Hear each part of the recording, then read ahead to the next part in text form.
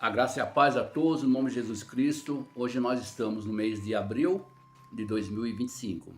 Essa mensagem que eu vou trazer agora, eu gravei essa mensagem no dia 30 de março de 2020.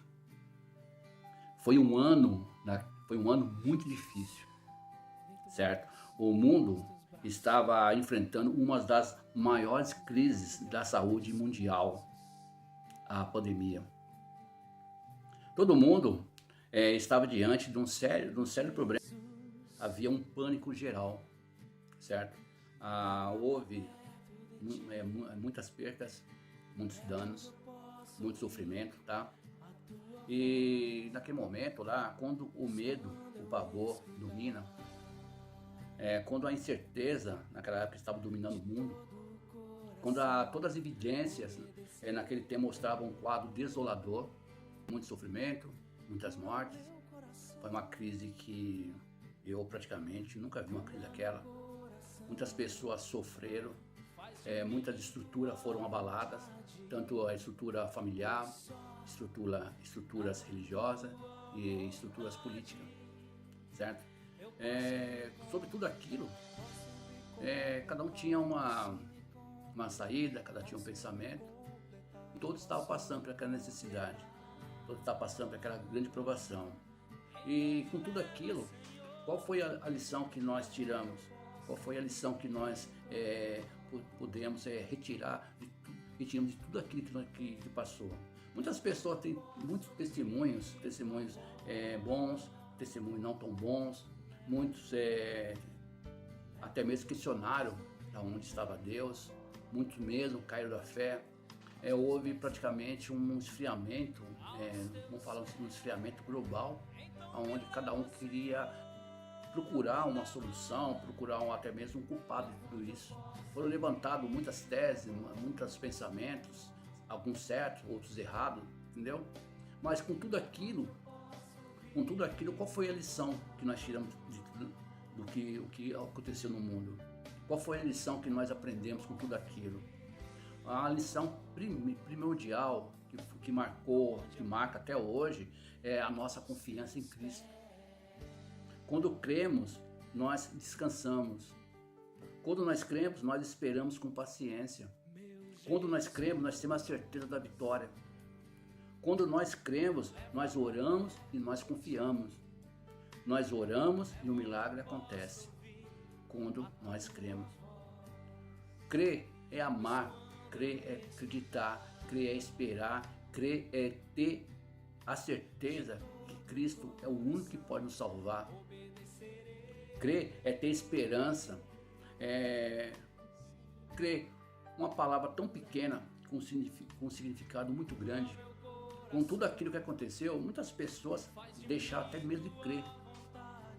Quando nós cremos que aquelas ondas não foi suficiente para nos submergir.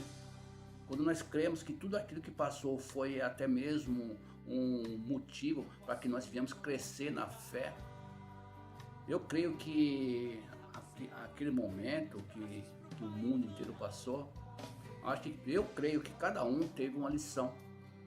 Teve uma lição de fé, uma lição de esperança, uma lição de saber quem é Deus, certo? Cremos que Jesus Cristo é o maior que todo o mal, mas cremos também que isso devemos ter a certeza absoluta que agindo Deus ninguém pode impedir, certo? Devemos ter cada vez mais fé, força para lutar e vencer.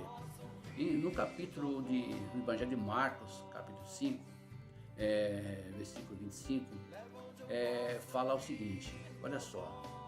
É uma passagem que fala sobre fé, sobre esperança, sobre vencer as dificuldades, sobre vencer o apontar de dedo, nos ensina a perseverar em oração, buscar quem pode resolver uma situação, independente se seja uma situação fácil ou difícil, mas como eu havia dito, para Deus não tem nada impossível. Essa passagem fala daquela mulher que sofria com hemorragia, certo? E entre a multidão estava essa mulher que sofria há 12 anos uma hemorragia. Todos conhecem essa história, ou parte dessa história.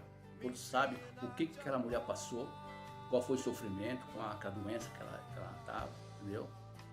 Então, ela colocou no seu coração uma única palavra: fé e atitude. Ela creu e foi atrás de quem ela cria, certo? Então, ela, um ato de fé, um ato de atitude, ela falou com a palavra, declarou com a palavra que se ela somente tocar em Jesus, ela seria curada. E isso aconteceu, certo? Aquilo foi uma demonstração de fé, ação, numa atitude de ir até o Salvador, certo? E no capítulo 5, 38, fala que Jesus, o contexto da história é o seguinte: a filha de um centurião estava doente, certo? E ele foi até Jesus para pedir a cura da filha. Só que quando Jesus estava indo até a casa dessa pessoa, aí veio um mensageiro e falou que não precisava mais ir, porque não adiantava mais, porque a criança já tinha morrido. Então, naquele momento ali, havia uma grande multidão de incrédulos. Havia uma grande multidão ali de pessoas, mediante uma situação, mediante um problema, estava duvidando o que Jesus podia fazer. Foi o que aconteceu naquela pandemia. Muitas pessoas se aglomeravam e ao ponto de duvidar que Deus não poderia tirar o povo daquela situação, trazer a cura, certo? E no capítulo, como eu falei ali, no capítulo 5, 38, fala o seguinte: Jesus viu o alvoroço e a falta de fé do povo e o sofrimento da família. Olha só, duas cenas: o povo alvoroçado, com falta de fé, duvidando de Cristo, e uma família sofrendo pela perda da filha. Jesus mandou retirar todas as pessoas incrédulas. Naquele momento, olha só, Jesus, ele reuniu a família para que o milagre pudesse acontecer. Resumindo, o milagre só vai acontecer aonde estiver um cenário propício para o milagre acontecer.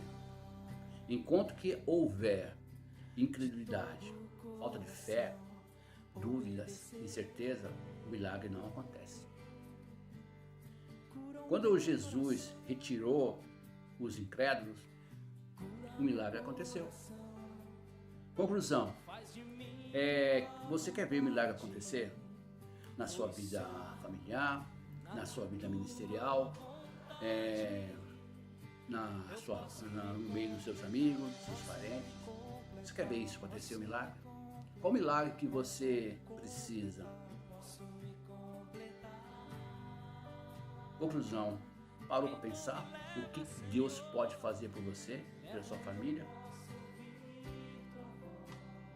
Primeira coisa, creia em Cristo. Tenha fé para clamar e orar a Cristo. Outro fato importante: romper barreiras da incredulidade e trazer Jesus para a sua casa. Sair do meio dos incrédulos, unir a sua família em um único propósito para viver o milagre. E o mais importante de tudo isso, glorificar o nosso Deus. E no meio de toda aquela crise da saúde mundial, a única saída que o mundo teve naquele momento foi crer que o nosso Deus é o único que pode curar, restituir e, o mais importante, nos salvar. Fica com Deus em nome de Jesus Cristo. Creia. Amém.